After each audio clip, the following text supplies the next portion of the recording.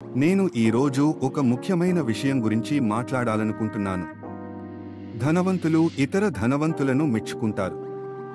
ఇది నిజంగా ఒక సూత్రం. మీరు ఆశీర్వదించిన దాన్ని ఆకర్షిస్తారు, మీరు అసూయ పడిన దాన్ని దూరం చేస్తారు. చూసారా, పేద మనసు ఎప్పుడూ అసూయతో నిండినది.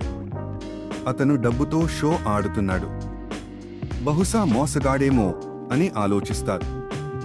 కానీ ధనవంతుల మనసు మాత్రం వేరేలా ఉంటుంది. బావుంది, అతను సాధించగలితే నేను సాధించగలను, నేనిప్పుడు నేర్చుకుంటాను. ఇది నిజంగా మన ఆలోచనలపై ఆధారపడి ఉంది. మీరు లోపలగా ధనవంతులను తిరస్కరిస్తే లేదా అసూయపడితే మీరు ఎప్పటికీ ధనవంతుడు కాలేరు. ఎందుకంటే మీ అవచేతన మైండ్ మీకు అసలు మీరు అసహ్యపడుతున్న దాన్ని సృష్టించనివ్వదు. ధనవంతుల గోప్య రహస్యం ఏమిటంటే వారు మెచ్చుకున్నదాన్ని వారు జీవితంలోకి ఆహ్వానిస్తారు. మీరు ప్రశంసించినదే మీలో విస్తరిస్తుంది. ధనవంతులు ఇతర ధనవంతులను మెచ్చుకుంటారు ఎందుకంటే అది వారికి ప్రేరణ కలిగిస్తుంది.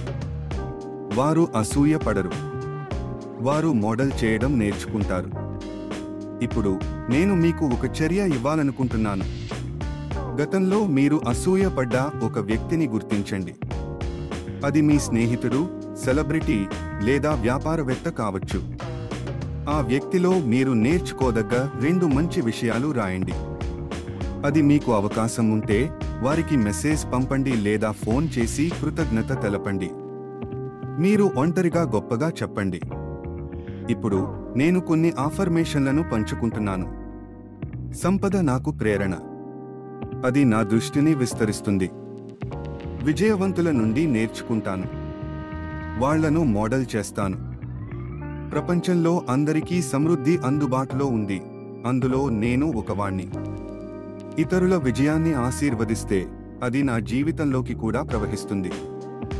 అసూయ అనేది కొరత, మెచ్చుకోవడం అనేది సమృద్ధి. మీరు లోపల తిరస్కరించిన దాన్ని మీరు బయటి ప్రపంచంలో సాధించలేరు. విజయాన్ని మెచ్చుకోండి, సంపదను ప్రశంసించండి, ఎందుకంటే ఇప్పుడు మీ టర్న్ వచ్చింది.